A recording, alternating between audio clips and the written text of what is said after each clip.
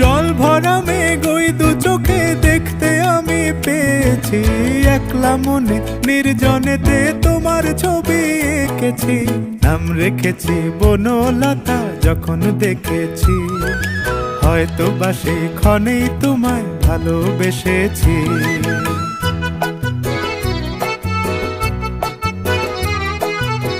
বনলতা কথা হয়ো না গো কুণ্ঠিতা, বনলতা কথা হয়ো না গো কুণ্ঠিতা।